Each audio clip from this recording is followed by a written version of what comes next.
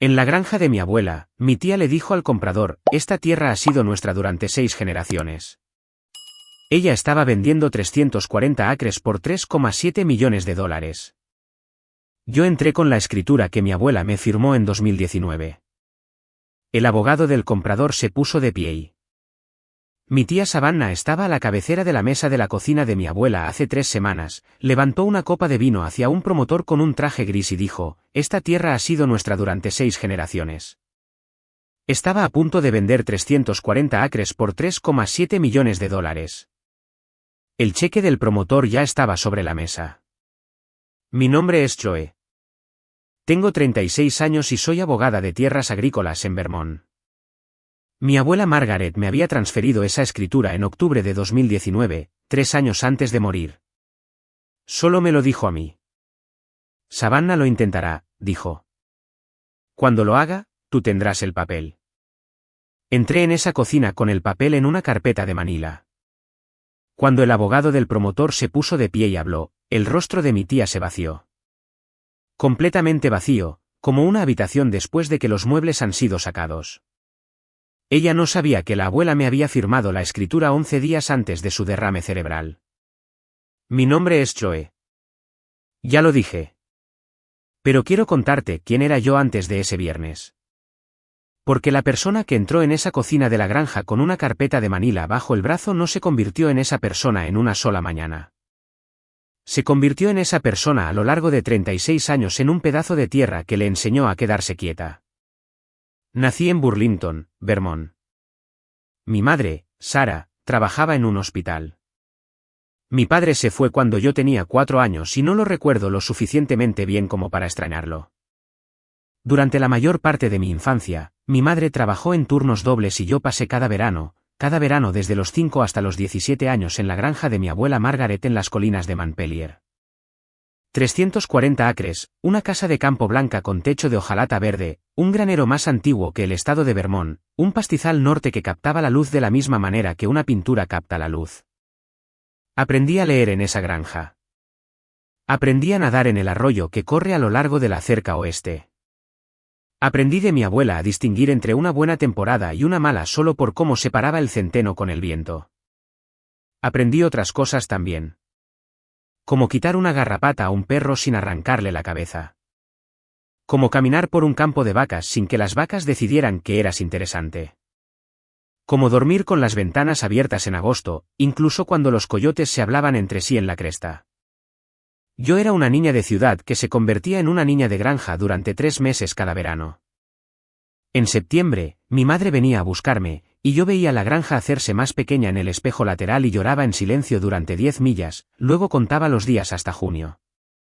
Mi abuela Margaret nació en esa casa de campo en 1940. Su madre nació allí en 1915. Su abuela nació allí en 1889. 4 generaciones de mujeres en la misma habitación, en la misma cama, bajo el mismo techo de hojalata. Cuando mi abuela hablaba de la granja, no hablaba de ella como otras personas hablan de propiedades. Hablaba de ella como un médico habla de un paciente que conoce desde hace mucho tiempo. Decía cosas como, el pastizal norte está cansado este año. Decía, el arroyo corre enojado. Decía, los manzanos del huerto oeste intentan decirme algo, y todavía no he descubierto qué. No era sentimental. Era precisa. Hablaba de la tierra como mis profesores de derecho hablaban de los precedentes judiciales, con cuidado, prestando atención a cada detalle, y con la comprensión de que la tierra tenía historia, y que la historia importaba. Ella fue quien me enseñó a estar quieta. No a estar callada. Estar callada era fácil. Pero a estar quieta. A pararme en un campo al atardecer y esperar a que los venados salieran del borde del bosque. A observar una tormenta moverse por la cresta sin inmutarme. A sentarme con algo difícil y no sentir que tenías que hacer algo al respecto de inmediato. Esa quietud es la razón por la que pude pararme a la cabecera de esa mesa de la cocina hace 3 semanas y no decir una palabra mientras la verdad llegaba por sí sola. Ella me enseñó eso. Nadie más en mi familia lo aprendió. Recuerdo un verano cuando tenía 11 años. Era 1999. Mi madre me había dejado en la entrada con una bolsa de lona y una nota que decía que volvería a buscarme en agosto. Margaret salió al porche con sus botas de trabajo y dijo: «Chloe, pon tu bolso en el cuarto de barro. Viene un ternero». Esa noche, en el viejo granero, vi a mi abuela parir sola un ternero de nalgas. Sus mangas subidas hasta los codos, sus manos moviéndose como las manos de un cirujano. Ni rápido, ni lento, exactamente tan rápido como necesitaban moverse. El ternero salió vivo. La madre se puso de pie en una hora. Margaret se limpió las manos en un trapo y dijo: «Bueno, eso es la cena ganada». Luego me acompañó de vuelta a la casa en la oscuridad sin una linterna porque conocía cada piedra del camino al tacto. Recuerdo otro verano cuando tenía 14 años. Una tormenta de granizo arrasó el campo de heno trasero en 20 minutos. 4 semanas de trabajo perdidas. Me quedé en la ventana de la cocina y lloré. Margaret me sirvió una taza de café, la primera taza de café de mi vida, y dijo: «Chloe, siéntate. El campo volverá. Siempre lo hace. Lo único que no vuelve es la persona que se rinde». Me senté, bebí el café, era terrible. He estado bebiendo café desde entonces. Esos veranos son la razón por la que me dediqué al derecho agrícola. No el dinero, no el prestigio, el recuerdo de las manos de mi abuela en un trapo en un granero oscuro y el sonido de su voz diciendo: «Un campo volverá». Y nada de eso le importó nunca a mi tía Savannah. Savannah es la hermana mayor de mi madre. Nació en esa misma casa de campo, al igual que Margaret y su madre antes que ella, pero se fue tan rápido como pudo. Fue a la universidad en Boston. Se casó con un promotor inmobiliario comercial y se divorció 6 años después.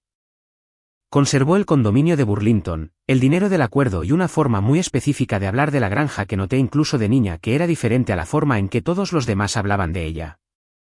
Ella lo llamaba la propiedad. Nunca la granja, nunca el lugar de mamá, nunca el hogar, siempre la propiedad. Como en: «¿Cómo está la propiedad estos días?». Como en: «¿Alguien ha ido a revisar la propiedad recientemente?». Como en: «Estaba pasando por la propiedad el fin de semana pasado y noté que la cerca en el lado sur se está deteriorando». Era el vocabulario de alguien que ya le había puesto precio a algo y solo esperaba que todos los demás se pusieran al día. Noté esto cuando tenía 9 años. No tenía palabras para ello entonces. Solo sabía que cuando Savannah venía de visita, Margaret se quedaba en silencio en la cena y Sara se ponía nerviosa y yo salía y me sentaba en los escalones del porche hasta que el coche de Savannah desaparecía por el camino de entrada. Había un clima en sus visitas, un frente frío. Todos lo sentían, y nadie nunca lo dijo. Mi aclarado de garganta abuela lo sentía más que nadie. Simplemente no hizo nada al respecto durante mucho tiempo. No hasta octubre de 2019. Cuando tenía 33 años, había construido el tipo de vida que parece exitosa desde afuera e imposiblemente delgada desde adentro. Tenía un título en Derecho de la Facultad de Derecho de Vermont. Tenía una pequeña práctica individual en Burlington centrada en transferencias de tierras agrícolas, que es una especialidad en la que casi nadie se mete porque el dinero es malo y el papeleo es interminable. Tenía $147.000 en préstamos estudiantiles, un apartamento del tamaño de un armario, un coche con 112.000 millas y una carga de casos de agricultores que no siempre podían pagarme. Yo era, según todos los estándares medibles de mi familia, la que no había prosperado. Savannah tenía el condominio en Burlington. Mis primos tenían carreras en Boston y Nueva York. Mi madre tenía su trabajo en el hospital y sus beneficios estables. Y yo tenía 47 ganaderos en mi lista de clientes, un cajón lleno de facturas impagadas y una reputación en 3 condados por ser la abogada a la que llamabas cuando tu tierra familiar estaba en problemas. Nunca me importó. Nunca quise lo que el resto de ellos tenían. El trabajo que estaba haciendo era el trabajo para el que mi abuela me había criado. Pero sé cómo se veía. Sé que Savannah solía mencionar mi práctica en reuniones familiares con el tono que usas para describir el interesante pasatiempo de un primo lejano. Sé que no me tomaba en serio. Sé que no me consideraba una amenaza. Y sé ahora, de una manera que entonces solo entendía a medias, que eso era exactamente con lo que mi abuela había estado contando. Mi abuela había estado observando a Savannah durante mucho tiempo. Yo no lo sabía cuando crecía. Los niños no ven la política de sus propias familias hasta que son lo suficientemente mayores como para reconocer la forma de la política en general. No fue hasta que estuve en la Facultad de Derecho, en casa para Acción de Gracias, que noté a Margaret de pie en el fregadero de la cocina de espaldas a la habitación, escuchando a Savannah hablar sobre la propiedad en la mesa del comedor. Y vi los hombros de mi abuela quedarse muy quietos de una manera que reconocí del granero.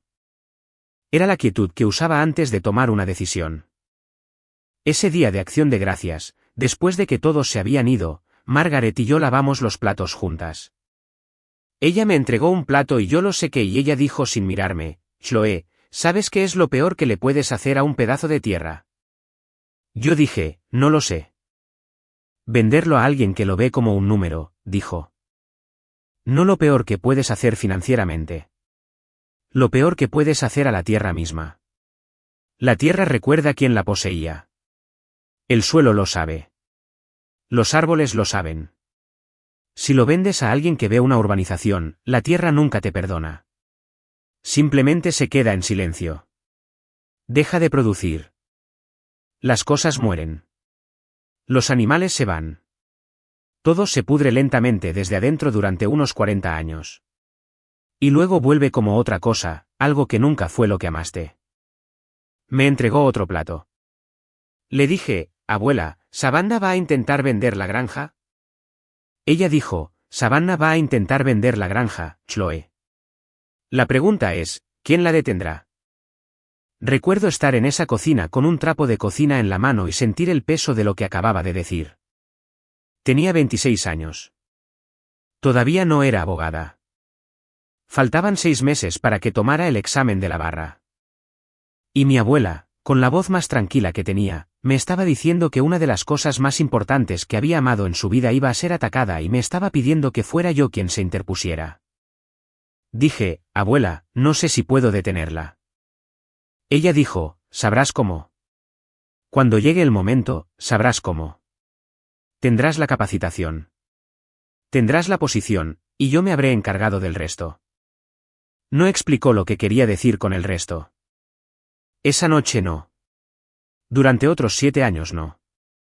Se secó las manos con el delantal y dijo, «Vamos a ver caer la nieve». Y salimos al porche trasero y nos quedamos allí juntas en el frío, y vimos la primera nieve de la temporada moverse por el pastizal norte en largas cortinas grises. Esa noche no dijo otra palabra sobre Savannah. No dijo otra palabra sobre Savannah durante años. Pero nunca olvidé esa conversación. Me entristecía de la misma manera que una astilla se te clava. Pequeña, constante, no dolorosa, pero siempre ahí. Y cuando mi abuela me llamó 7 años después y me pidió que la llevara a un notario en Montpellier, ya sabía antes de subirme al coche que la astilla finalmente iba a salir. Simplemente no sabía qué forma tomaría cuando lo hiciera. Hace 3 semanas, 6 de la mañana, principios de marzo en Vermont, lo que significaba que todavía estaba oscuro afuera. Y el aire en mi apartamento tenía ese frío particular que entra por los viejos marcos de las ventanas cuando el viento del lago Champlain ha tenido toda la noche para trabajar en ellos. Ya estaba despierta. Había estado despierta desde las 5:30 porque tenía un cierre a las 10 para una pareja joven que compraba sus primeros 20 acres en el condado de Franklin, y quería revisar 3 veces la búsqueda de títulos antes de ir. Estaba en la mesa de mi cocina con una vieja bata de franela, una taza de café y un bloc de notas legal cuando sonó el teléfono. La pantalla decía, Sam Whitmore. Sam nunca me llamaba. En 41 años, no creo que Sam Whitmore me haya llamado más de 3 veces. Sam Whitmore es el tipo de hombre que va a tu casa cuando necesita decirte algo. No le gustan los teléfonos. No confía en los teléfonos. Así que cuando vi su nombre en la pantalla a las 6 de la mañana, supe en el medio segundo entre reconocer su nombre y deslizar mi dedo por la pantalla que algo andaba mal. Contesté, Chloe, Sam. ¿Qué pasa? Hay un camión en el campo norte del lugar de tu abuela. 2 hombres. Uno de ellos tiene un trípode. El otro camina por el borde del bosque con una tableta y marca cosas. Banderas naranjas, cinta rosa. Conté 9 de ellas antes de entrar a llamarte. Dejé la taza de café. Dije, ¿quién les dijo que podían estar allí? Tu tía, dijo. Savannah estuvo allí ayer por la tarde con un hombre de traje gris. Caminaron juntos por el pastizal norte durante aproximadamente 1 hora. Ella señalaba. Él asentía. Luego, esta mañana a las 5:45, vi el camión subir por el camino de acceso sur. Los observé durante 20 minutos desde la ventana de mi cocina. Luego te llamé. No hablé de inmediato. Sam no me apuró. Los agricultores no se apuran entre sí cuando hay malas noticias. Te dan espacio para absorberlas porque saben, por 40 años de malas temporadas, que absorber las malas noticias es la primera y más importante parte de manejarlas. Dije, Sam, describe las banderas para mí. Estacas naranjas, tal vez de 18 pulgadas de alto, cinta de topografía rosa atada en la parte superior. Están colocadas en un patrón de cuadrícula, no en un patrón de cerca. Lo que sea que esté marcando, está marcando lotes de subdivisión. Pude ver la forma. 4 acres cada uno, tal vez 5. 40 o 50 lotes en total en el pastizal norte. ¿Y el hombre de ayer con el traje gris? Puedes describirlo. Pelo plateado, alto, zapatos caros para una granja. Un reloj que noté desde el otro lado del campo. Él y Savannah se reían de algo. Eso fue lo que más me molestó, Chloe. ¿Se reían? Cerré los ojos. Había estado esperando esta llamada telefónica durante 3 años. Había estado esperando esta llamada, si soy honesta conmigo misma, desde que tenía 9 años y noté por primera vez el clima de las visitas de Savannah. Y ahora había llegado. Y lo único que sentí fue la claridad de algo que finalmente se convertía en sí mismo. Dije, Sam, gracias. Por favor, mantente fuera de la propiedad. No hables con la cuadrilla. No llames a nadie más de la familia. Yo me encargo de esto. Él dijo, Chloe. Sí. Tu abuela me dijo algo una vez, hace unos 3 años. Estaba en la casa de campo dejando algo de alambre para la cerca y ella me acompañó a mi camioneta y me dijo, Sam, si algo le pasa a este lugar, Chloe sabrá qué hacer. No llames a Sara. No llames a Savannah. Llama a Chloe. Y yo dije, está bien. Y no lo pensé de nuevo hasta esta mañana. Hubo un silencio muy largo en el teléfono. Dije, nos preparó a los dos. Él dijo, sí, lo hizo. Colgamos. Me senté en la mesa de la cocina durante 2 minutos completos. No me moví. No bebí el café. No cogí el bloc de notas legal. Simplemente me quedé sentada allí bajo la luz gris del amanecer que entraba por la vieja ventana. Y recuerdo pensar, este es el momento. Este es el que recordaré durante años. Y simplemente me quedé sentada y dejé que sucediera. No era enojo. Todavía no. El enojo vino después. Y fue más pequeño de lo que esperaba. Y llegó en un momento del que te hablaré hacia el final de esta historia.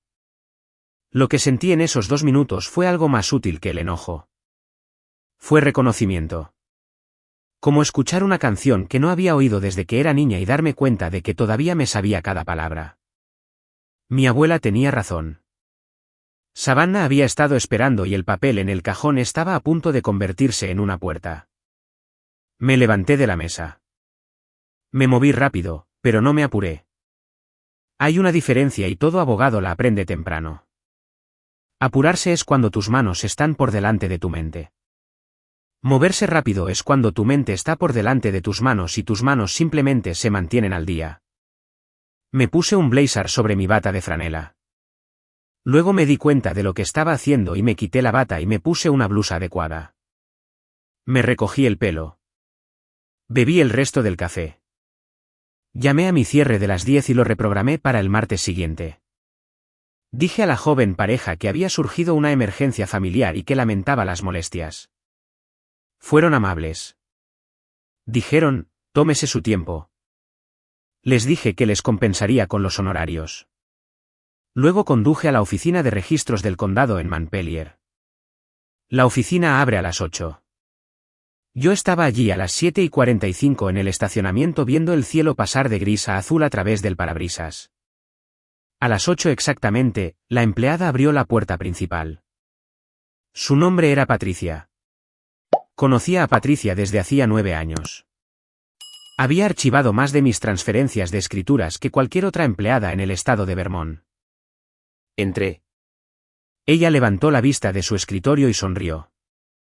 «Chloe, llegaste temprano». Dije, «Patricia, necesito una copia certificada de una escritura presentada en esta oficina en octubre de 2019. Número de identificación de parcela y 24783, 340 acres. Otorgante Margaret Holloway. Beneficiaria Chloe Holloway». La sonrisa de Patricia se desvaneció muy ligeramente. La forma en que la sonrisa de una persona se desvanece cuando reconoce el peso de lo que acabas de pedir. Ella dijo, «Dame 5 minutos». Patricia desapareció en la trastienda. Pude oírla abrir un archivador. Pude oír el suave clic del cajón al deslizarse. Pude oír sus zapatos en el suelo de linóleo al volver hacia el mostrador. Y cuando regresó, traía una delgada carpeta de manila y la dejó sobre el mostrador entre nosotras y la abrió y la giró para que yo pudiera leerla. Ahí estaba. Escritura de transferencia registrada el 17 de octubre de 2019. Otorgante Margaret Holloway. Beneficiaria Chloe Holloway. Consideración, amor y afecto. Notario John Reynolds, Condado de Washington. Sello de presentación, sello, firma, número de instrumento registrado, referencia de libro y página. Todo en orden, todo donde debía estar, todo exactamente como había visto a mi abuela firmarlo 7 años antes en una pequeña oficina en Main Street con las ventanas abiertas y el olor a heno recién cortado entrando desde el lote de al lado. Puse mi mano plana sobre la escritura solo por un segundo. El papel estaba frío. Dije, «Patricia, necesito una copia certificada, 2 de hecho, y las necesito hoy». Ella dijo, «Las tendrás en 20 minutos». Pagué la tarifa, $44, en efectivo porque no quería que hubiera ningún rastro a través de un lector de tarjetas. Patricia selló las copias. Las selló con el relieve elevado del condado. Las puso en un sobre de manila nuevo y me entregó el sobre por el mostrador y no me hizo ni una sola pregunta sobre por qué las necesitaba hoy porque Patricia es una buena empleada y las buenas empleadas saben cuándo no preguntar. Conduje directamente de la oficina de registros a mi oficina. Mi oficina es una habitación encima de una panadería en State Street en Burlington.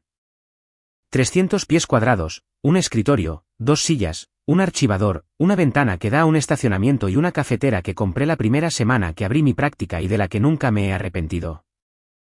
Abrí la puerta. Puse el sobre de manila en mi escritorio. Me quité el blazer y lo colgué en el perchero junto a la puerta. Me senté. Abrí un nuevo bloc de notas legal en la primera página en blanco. Y escribí una sola frase en la parte superior en letras mayúsculas, lo que Savannah no sabía. Luego comencé a hacer una lista.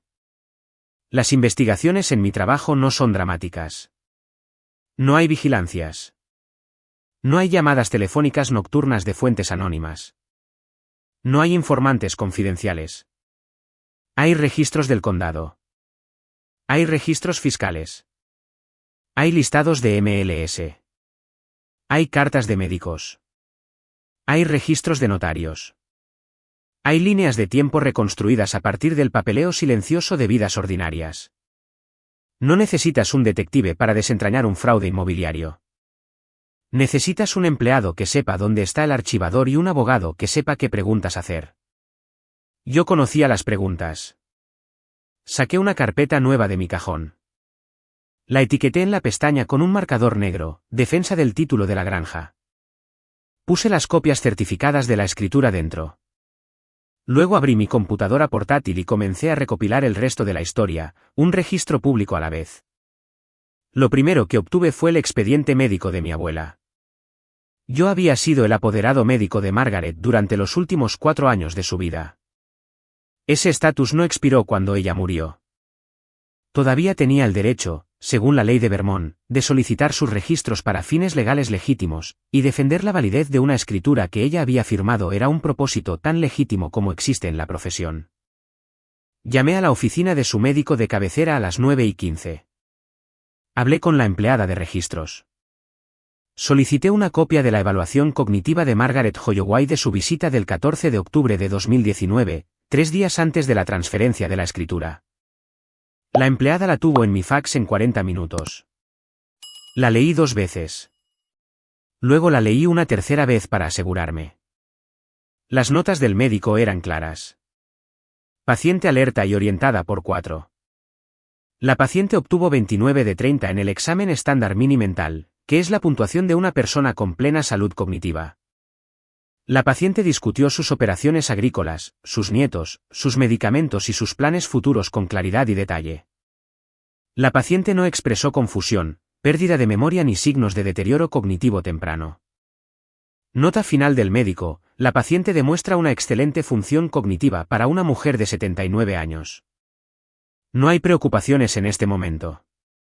3 días antes de que entrara a la oficina de un notario y firmara 340 acres. Hice una copia de la evaluación. La puse en la carpeta.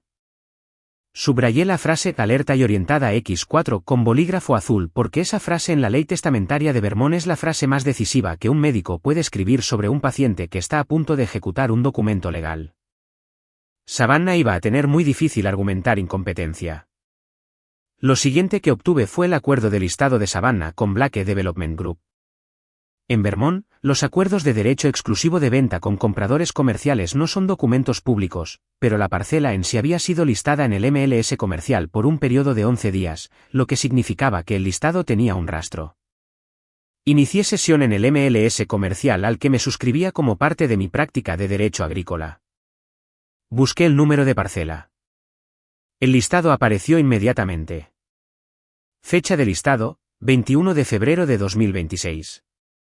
Agente de listado: Richard Kelly, Green Mountain Commercial Realty. Vendedor registrado: Savannah Holloway. Precio solicitado: $3,7 millones. Estado del listado: bajo contrato a partir del 2 de marzo. Cierre proyectado el 13 de marzo a las 2 de la tarde. Viernes. Hoy era martes. Eso me daba 11 días. Imprimí el historial del listado. Imprimí el registro de cambios de precios. No había habido ninguno, lo que significaba que Blake había entrado con la oferta completa el día 9. Imprimí las fotografías del listado que mostraban el pastizal norte, el granero, la casa de campo, y en un encuadre particularmente doloroso, el muro de piedra que mi tatarabuelo había construido en 1879. Fotografiado desde un ángulo que lo hacía parecer un obstáculo pintoresco a ser removido. Puse todo eso en la carpeta. Luego hice algo que importa más que cualquiera de los otros pasos. Tomé una captura de pantalla de la página del agente de listado en el sitio web de Green Mountain Commercial Realty, donde Richard Kelly era descrito como especialista en conversiones de subdivisiones residenciales de grandes parcelas en todo el centro de Vermont.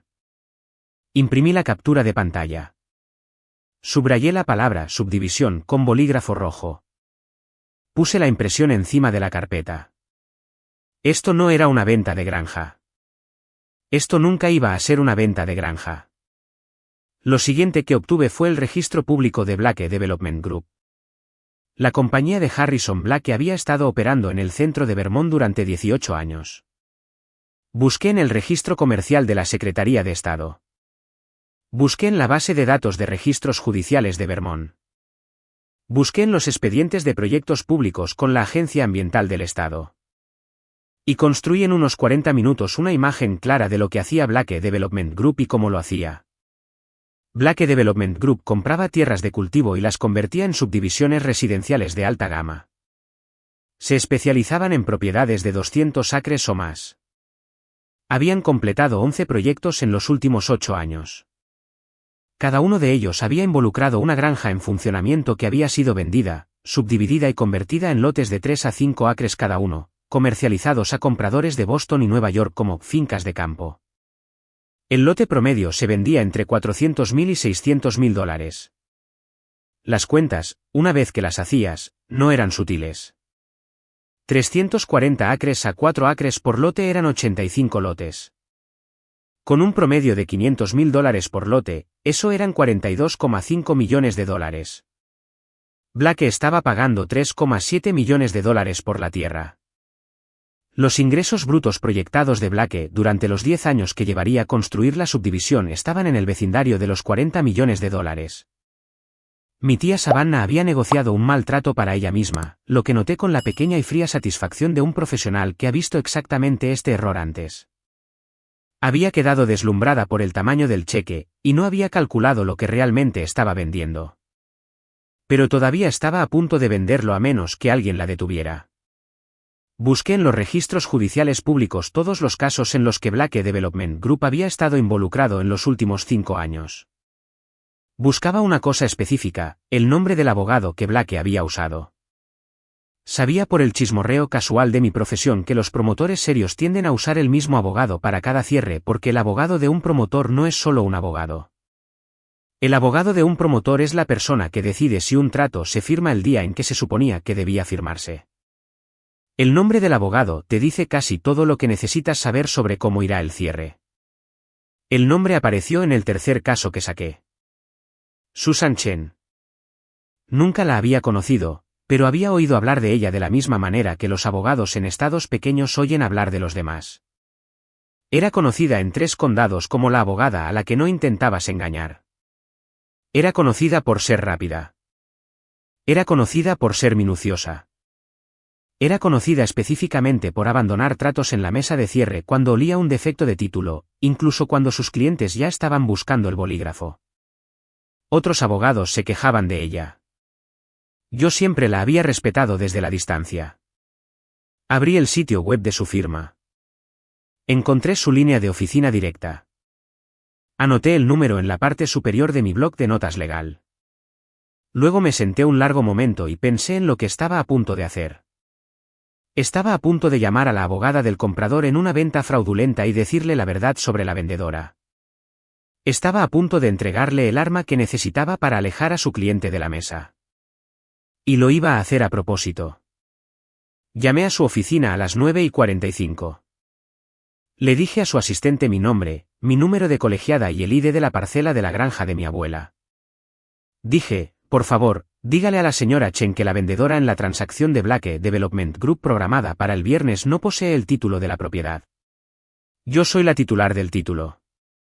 Tengo la escritura registrada de octubre de 2019. Me gustaría 15 minutos de su tiempo hoy a su conveniencia. La asistente me puso en espera. Esperé 4 minutos.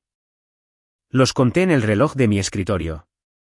No hice nada más durante esos 4 minutos.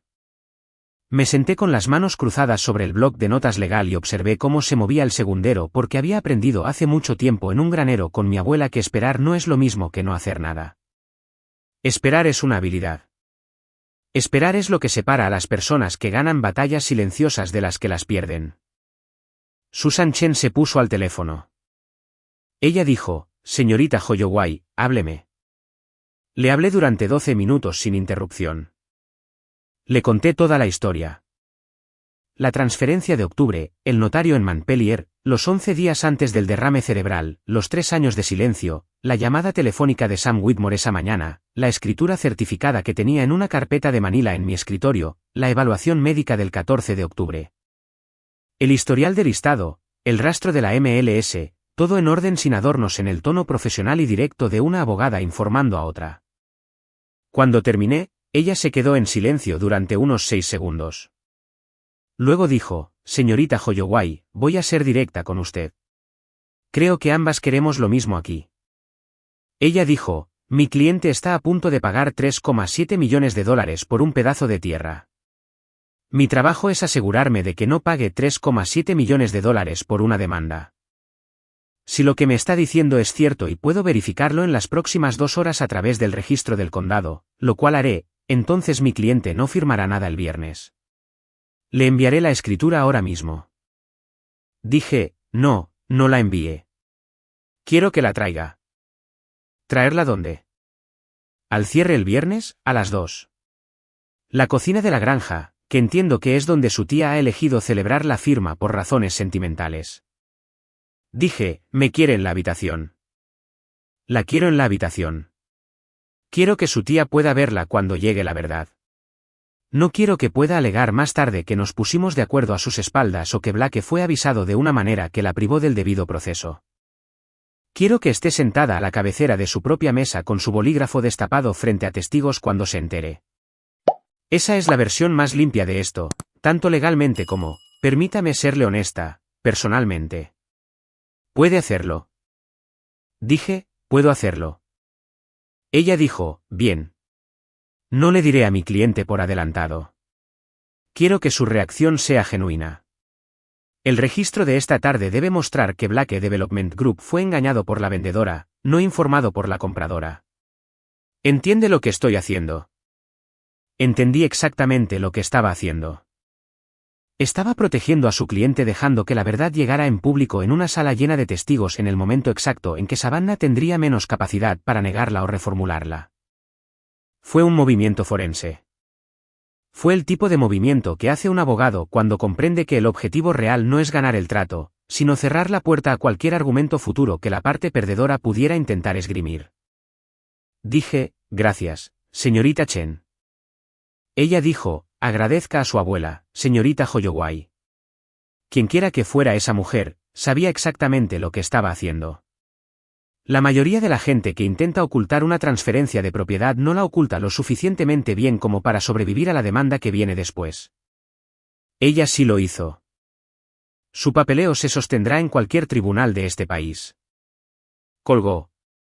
Me quedé con el teléfono en la mano un minuto más. La línea estaba muerta. La oficina estaba en silencio.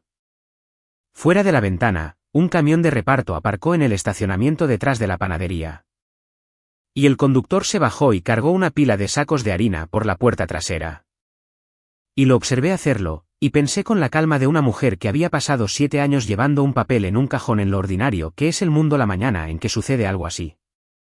El camión de reparto se fue. Dejé el teléfono. Empecé a construir el resto del expediente. Declaración jurada de notario de John Reynolds. Declaración jurada de testigo de Sam Whitmore. Carta del médico de Margaret. Copia de la evaluación cognitiva del 14 de octubre. Escritura certificada. Historial de listados. Cronología. Identificación de parcela. Fotografías del MLS comercial. Para el mediodía. La carpeta estaba completa. Mientras trabajaba, pensé en mi abuela. No de forma sentimental. De la forma práctica en que piensas en un colega que te ha entregado un caso difícil y ha confiado en ti para manejarlo. Pensé en la mañana en que fuimos a la oficina de John Reynolds en octubre de 2019. Yo la había recogido en la granja a las 9. Llevaba su buen abrigo de lana, el gris con botones de latón, y llevaba su propia carpeta bajo el brazo, una delgada carpeta de Manila que no me había permitido mirar dentro. No habíamos hablado mucho en el coche.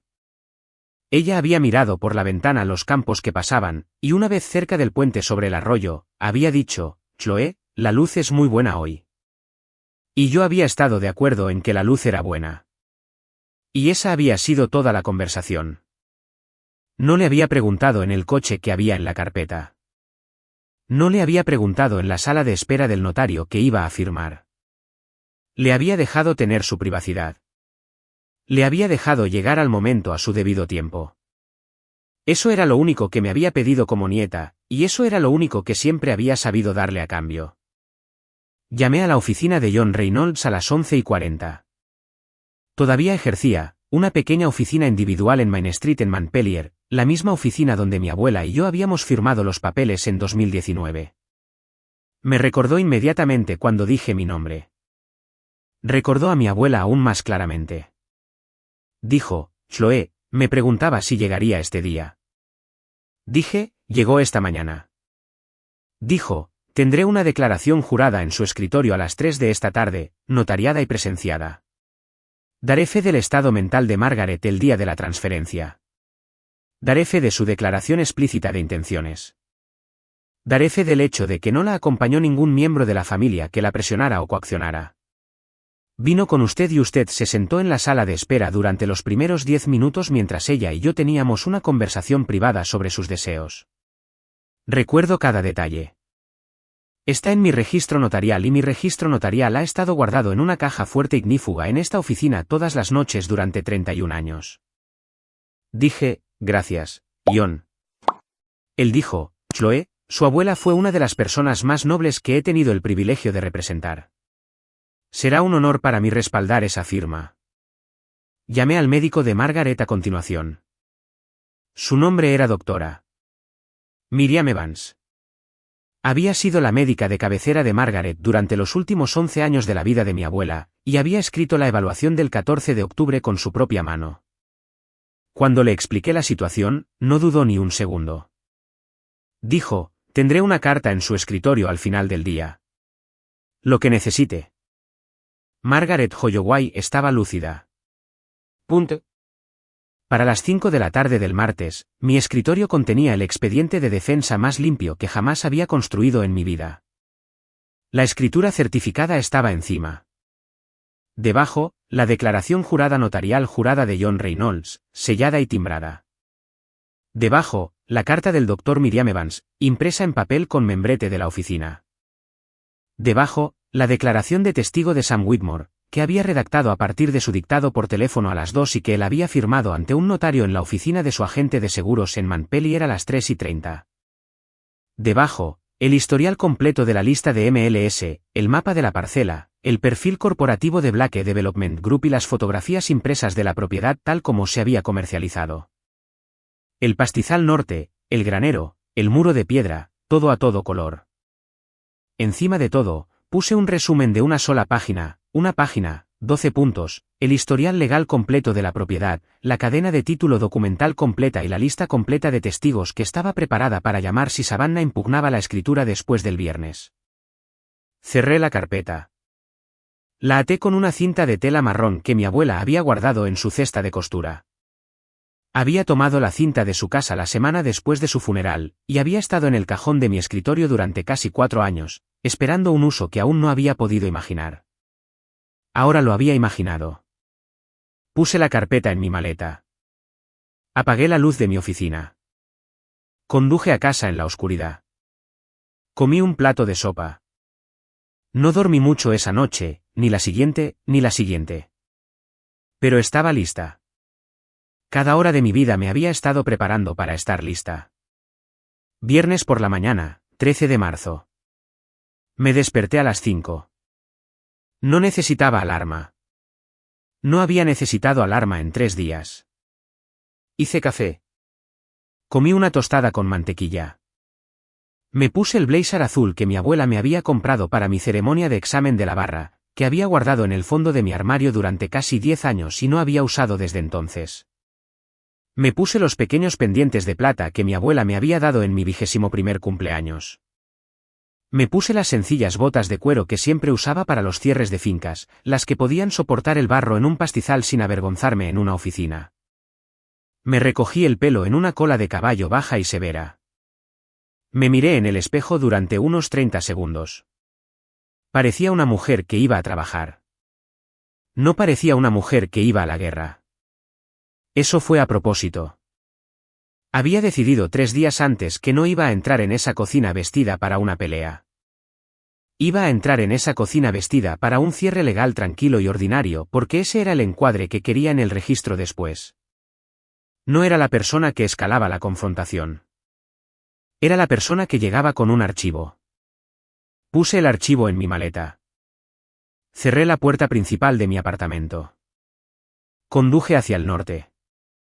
En el coche, saliendo de Burlington, hice una última cosa. Me detuve en una pequeña gasolinera en las afueras del pueblo y llamé a mi madre, Sara. Solo le dije esto: mamá, estaré en la granja esta tarde a las 2. Si Savannah te pide que te quedes para la reunión que ha planeado, por favor, quédate. No te vayas. Lo que sea que veas, te lo explicaré todo después. ¿Puedes hacer eso por mí? Ella dijo, Chloe, ¿pasa algo? Dije, mamá, te pido que confíes en mí durante 3 horas. Eso es todo. Ella se quedó en silencio por un momento. Luego dijo, está bien, estaré allí. Colgué. Volví a la carretera. El viaje de Burlington a la granja es de 1 hora y 10 minutos en un buen día. Ese día fue un buen día. El cielo estaba brillante. Los campos a lo largo de la Ruta 12 todavía estaban marrones por el invierno, pero se podía ver el primer verde tenue en la base de la hierba donde el nuevo crecimiento estaba llegando. La luz caía en largas líneas inclinadas a través de las crestas, y cada poste de cerca proyectaba una sombra casi el doble de su longitud. Conduje despacio. No escuché la radio. No tomé ninguna llamada telefónica. Quería que el viaje fuera tranquilo porque sabía que las próximas 2 horas iban a ser ruidosas de la manera en que ciertos silencios son ruidosos y quería llevar conmigo una reserva de tranquilidad. Aparqué en la carretera, no en la entrada. No quería que Savannah viera mi coche desde la ventana de la cocina. Quería que la verdad llegara a pie por la puerta principal. Sam Whitmore ya estaba allí. Estaba parado en el borde del pastizal norte en la puerta que había abierto 1000 veces de niño con las manos en los bolsillos de una chaqueta marrón y los ojos fijos en el porche de la granja. Me vio acercarme. Asintió una vez. Se puso a mi lado y me acompañó a la casa sin decir una palabra. Pasé por el restaurante en Waterbury donde mi abuela solía llevarme a desayunar panqueques la primera mañana de cada visita de verano. Todavía estaba allí. Las mismas cabinas rojas en la ventana. El mismo letrero pintado a mano sobre la puerta. No me detuve. Solo bajé la velocidad por medio segundo al pasar. La forma en que bajas la velocidad cuando ves una cara de hace mucho tiempo al otro lado de una habitación llena de gente. Y luego seguí. Al norte de Waterbury. La carretera subía. Los árboles a ambos lados todavía estaban desnudos, pero la corteza de los arces tenía ese color húmedo y oscuro que adquiere a principios de marzo. El color que significa que la savia se está moviendo, aunque aún no se vea. Conocía cada curva de esa carretera. La había recorrido en el coche de mi madre de niño en el asiento trasero con un libro de bolsillo. La había conducido yo misma 1000 veces desde entonces. Sabía que granjas habían cambiado de dueño. Sabía que graneros se habían derrumbado. Sabía que tramos de pastos se habían vendido a promotores en los últimos 15 años y cuáles seguían siendo trabajados. El mapa de ese viaje me era tan familiar como el mapa de mi propia infancia porque, en muchos sentidos, era el mismo mapa. A mitad del camino de grava, Sam finalmente habló. Dijo, ella tiene 3 coches en la entrada, Chloe. El de tu madre. Un coche de alquiler que no reconozco. Probablemente el promotor. Y un sedán plateado con una pegatina de un bufete de abogados en el parachoques trasero. Esa será la abogada del promotor. Savannah salió 2 veces esta mañana. Una para revisar el buzón, otra para pasear por el porche y mirar los macizos de flores como si fueran suyos. Dije, Sam, quiero que te quedes en la puerta principal, no adentro, en la puerta, solo para que ella pueda verte allí. Quiero un testigo en el umbral. Él dijo, ¿me quieres como testigo? Te quiero como testigo. Cualquier cosa que se diga en esa cocina, quiero a una persona en la puerta que pueda testificar sobre lo que entró y lo que salió. No tienes que decir nada. No tienes que hacer nada. Solo estate ahí. ¿Puedes hacer eso por mí? Él dijo, Chloe, he estado esperando 30 años para que me pidan exactamente eso. Caminamos el resto del camino en silencio. Cuando llegamos a los escalones delanteros, Sam se detuvo en la puerta. Se giró. Se quitó el sombrero, lo sostuvo en sus manos y se apoyó en la barandilla del porche con la postura relajada y sin prisas de un hombre que tenía todo el tiempo del mundo. No llamó. No se anunció. Simplemente se quedó allí. Sam tenía 68 años esa mañana. Su granja estaba al lado, 312 acres de tierra lechera que había estado en su familia casi tanto como la nuestra en la mía. Había conocido a mi abuela durante 50 años. Le había llevado una cazuela a su cocina el día después de que mi abuelo muriera en 1998. La había ayudado a reemplazar el estaño en el lado sur del techo del granero en 2004. Había caminado la línea de propiedad con ella cada primavera durante 2 décadas, revisando el alambre de la cerca, hablando del clima. Había amado a mi abuela de la manera en que los buenos vecinos se aman en el campo, no románticamente, prácticamente, de la manera en que amas a alguien cuya ausencia cambiaría la forma de tu vida diaria. Cuando ella murió, Sam se había sentado en la última fila de la iglesia en su funeral con el sombrero en las rodillas. Y cuando el servicio terminó, se había ido sin hablar con nadie. Así es también como se lamentan los agricultores. Abrí la puerta principal y entré. La casa de campo olía como siempre había olido. Madera vieja, humo de leña de la estufa, un rastro tenue de los saquitos de lavanda que mi abuela solía guardar en el armario de la ropa blanca. El pasillo estaba oscuro.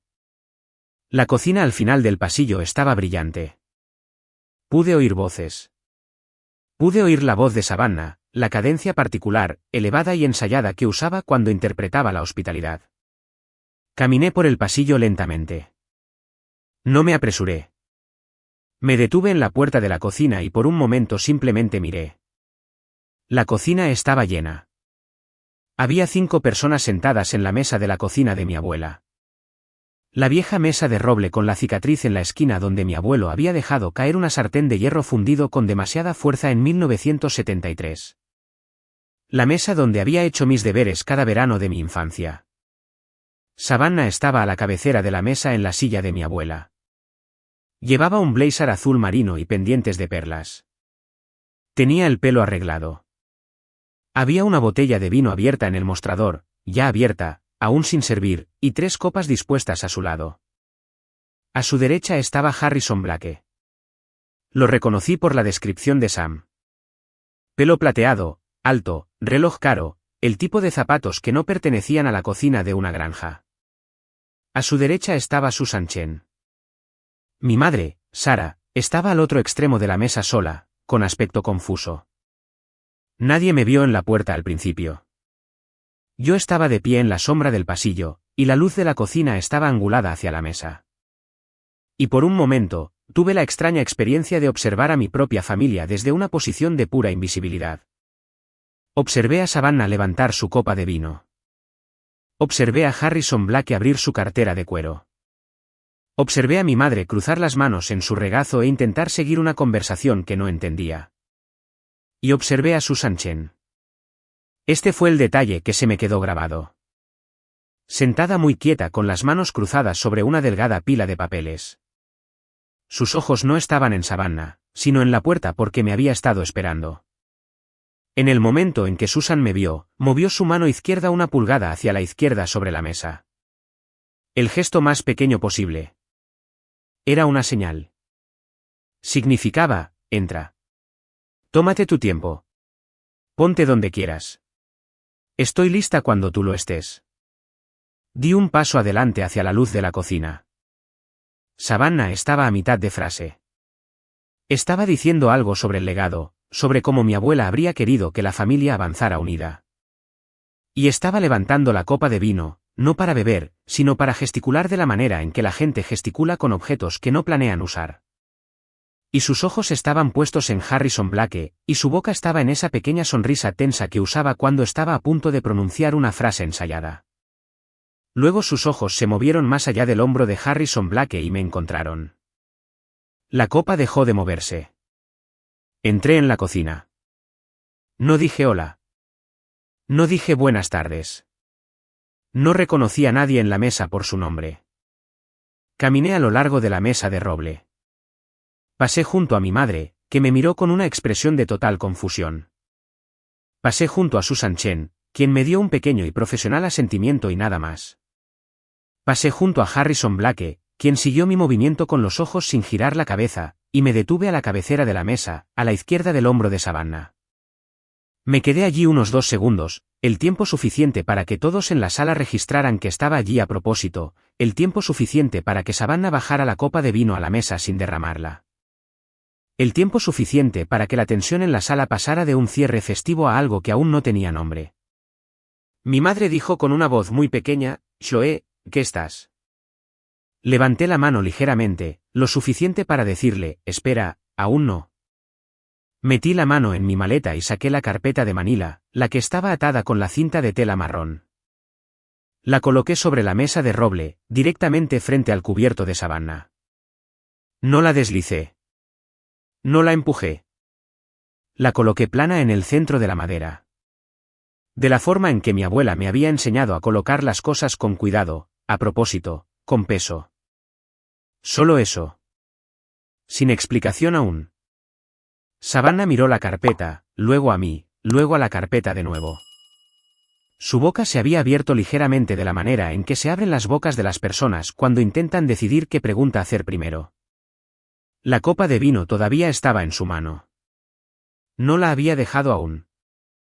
La sostenía en el aire a unas 3 pulgadas de la mesa y sus nudillos se habían vuelto blancos alrededor del tallo. Dijo con una voz que intentaba con todas sus fuerzas seguir sonando hospitalaria: «Chloe, ¿qué es eso?». No le respondí. Miré en cambio a Susan Chen.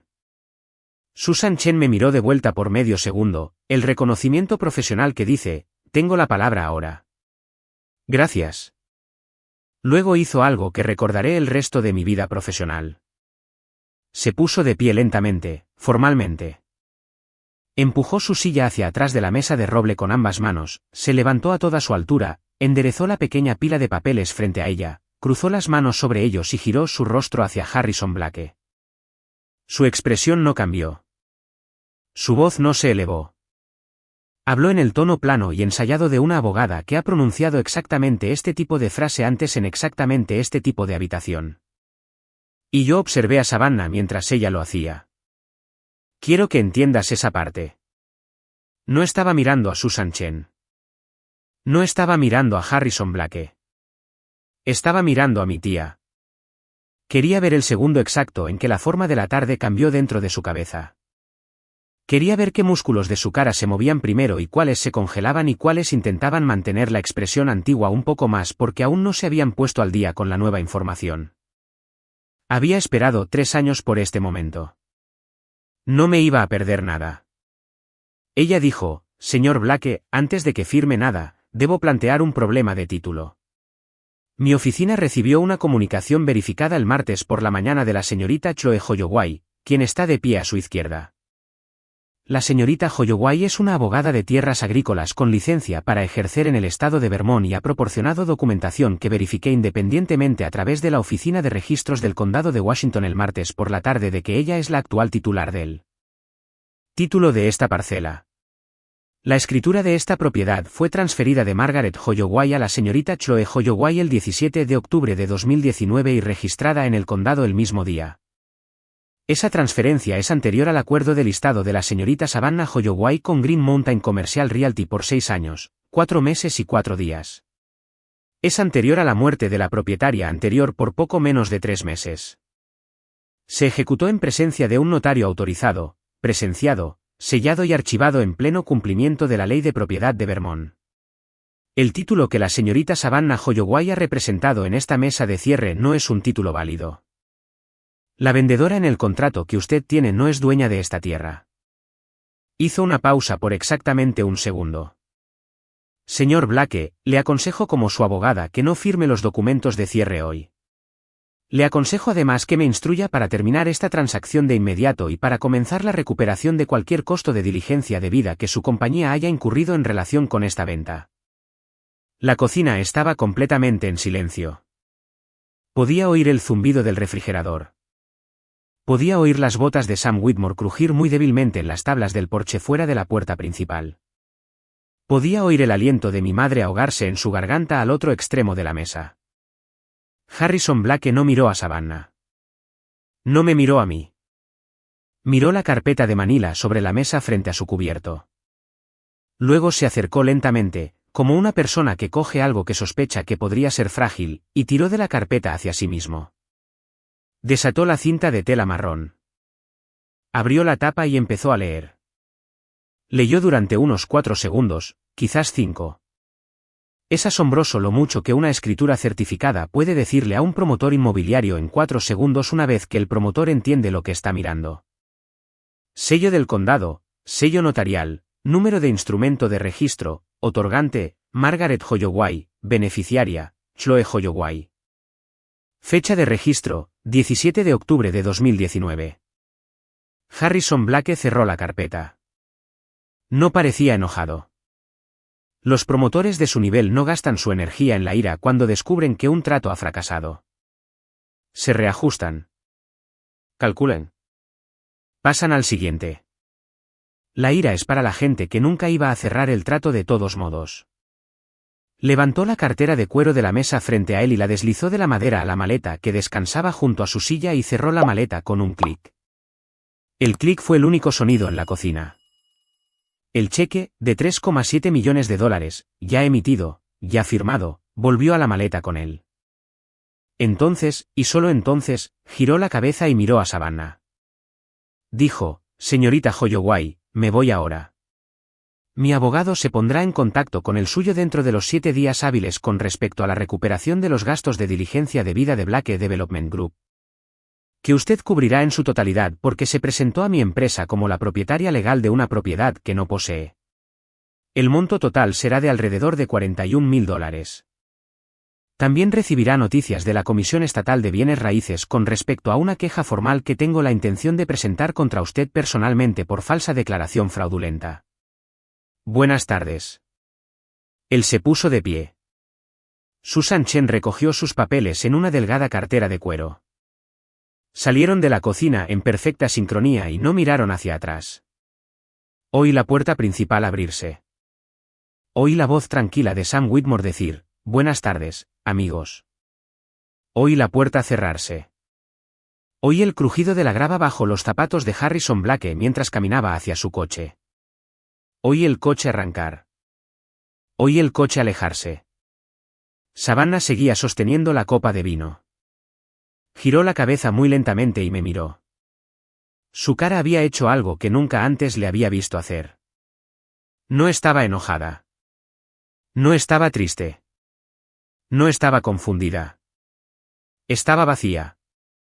Completamente extrañamente vacía como una habitación después de que los muebles han sido sacados. La observé abrir y cerrar la boca 2 veces. Se decidió por un «esto es imposible». «Soy su hermana. Estoy en el fideicomiso». No le respondí.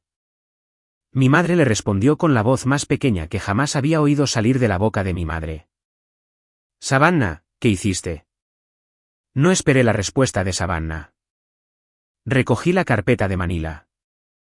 Salí de la cocina. Pasé junto a Sam Whitmore en la puerta principal, y por la brecha en el muro de piedra que mi tatarabuelo había construido en 1879 y hacia el centro del campo norte de la abuela. Savannah intentó demandar. 3 semanas después de la reunión de venta, su abogada presentó una petición en el Tribunal de Sucesiones del Condado de Washington alegando que la transferencia de la escritura de octubre de 2019 había sido inválida por 3 motivos. Primero, que mi abuela se encontraba en las primeras etapas de deterioro cognitivo e incapaz de comprender el documento que firmaba. Segundo, que yo había ejercido una influencia indebida como su apoderado médico. Y tercero, que la transferencia había sido ocultada a la familia de una manera que constituía fraude contra los otros herederos. Fue una mala presentación. Fue el tipo de presentación que un buen abogado le dice a su cliente que no haga y que el cliente hace de todos modos porque la alternativa es aceptar lo sucedido y el cliente no puede aceptar lo sucedido. El caso fue desestimado en 6 semanas. La doctora Miriam Evans proporcionó su evaluación cognitiva del 14 de octubre y una carta jurada. John Reynolds proporcionó su declaración jurada notarial y sus 31 años de registros notariales ininterrumpidos. Sam Whitmore proporcionó su declaración de testigo describiendo el comportamiento de Savannah en el pastizal norte el día antes de la venta programada. Patricia, la empleada del condado, proporcionó el registro de presentación. Mi madre, Sarah, proporcionó una declaración que atestiguaba que Margaret había estado en su sano juicio en las semanas anteriores a su derrame cerebral. El juez leyó todo, convocó una breve conferencia de estado y desestimó la demanda sin argumentos orales. Se ordenó a Savannah pagar los costos de diligencia debida de Blake Development Group, $41,000, y fue formalmente censurada por la Comisión Estatal de Bienes Raíces por falsa declaración fraudulenta. Ella pagó. No sé de dónde sacó el dinero. No pregunté. Ahora no me habla. Tampoco habla con mi madre, lo que al principio me sorprendió y luego, después de pensarlo, no me sorprendió en absoluto. Algunas personas, cuando son atrapadas, deciden que las personas que las atraparon son el problema. Savannah es una de esas personas. Vendió el condominio de Burlington y se mudó a algún lugar del sur. De vez en cuando me entero de ella por mis primos. He dejado de hacer preguntas de seguimiento. Trasladé la granja a un nuevo fideicomiso 3 meses después del sobreseimiento. Un fideicomiso de conservación agrícola permanente con una servidumbre de conservación adjunta. La tierra nunca podrá ser subdividida. Nunca podrá ser vendida a un promotor. Solo podrá ser vendida a otro agricultor en activo y solo con la servidumbre intacta y solo después de una revisión por parte de la Junta Fiduciaria. Yo soy la Junta. Sam Whitmore es la Junta. Una joven llamada Jessica que arrienda el pastizal sur para su explotación caprina es la Junta. Nos reunimos 2 veces al año en la cocina de la granja. Inicié un programa llamado Iniciativa Agrícola de Próxima Generación. Arrendamos pequeñas parcelas de la granja, 5 acres, 10 acres, 20 a jóvenes agricultores que no pueden permitirse comprar sus propias tierras. Alquiler bajo, contratos de arrendamiento largos, derecho preferente de continuación si quieren quedarse. Ahora tenemos 6 agricultores en la tierra. Una pareja de Ohio que cría cerdos de raza. Una mujer de Burlington que cultiva verduras de herencia para restaurantes.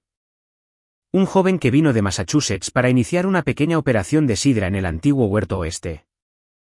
El pastizal norte donde habían estado las banderas naranjas de la topografía está siendo plantado con centeno de invierno este mes. Voy a la tumba de mi abuela el primer sábado de cada mes. El cementerio es pequeño, detrás de la iglesia de tablillas blancas en el pueblo al pie de la cresta donde los Holloway han sido enterrados durante 6 generaciones.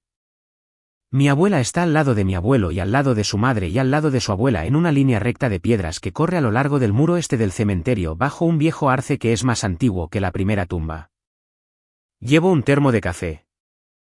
Llevo unas pequeñas tijeras de jardinería. Arranco las malas hierbas de su lápida con las manos y recorto la hierba alrededor del borde con las tijeras y me siento en la hierba a su lado durante unos 20 minutos con el termo de café y le cuento lo que está sucediendo en la granja. Le hablo de las manzanas de sidra. Le hablo de las cabras de Jessica. Le hablo del centeno de invierno en el pastizal norte. Le hablo de la pareja de Ohio y sus cerdos de raza. Le hablo del joven de Massachusetts que vino a iniciar el huerto y lo mucho que me recuerda a las fotografías de su propio abuelo. Le hablo del muro de piedra y del arroyo y del tiempo. Siempre le digo al final las mismas 3 palabras. Las 3 palabras que en realidad fueron lo único que se me pidió decir y lo único que siempre necesité decir y lo único que valía la pena decir. Le digo que lo mantuvimos. La piedra en sí es de granito pequeño de la cantera local a unos 40 m al norte del cementerio. La misma cantera que ha suministrado las lápidas de todos en nuestra familia durante 4 generaciones. Su nombre está en ella, los años de su vida. Y debajo, en letras más pequeñas, la frase que ella misma eligió 10 años antes de morir. Ella conservó la tierra. Eso era todo lo que quería que se dijera de ella. No que fuera madre, no que fuera esposa, solo que conservó la tierra.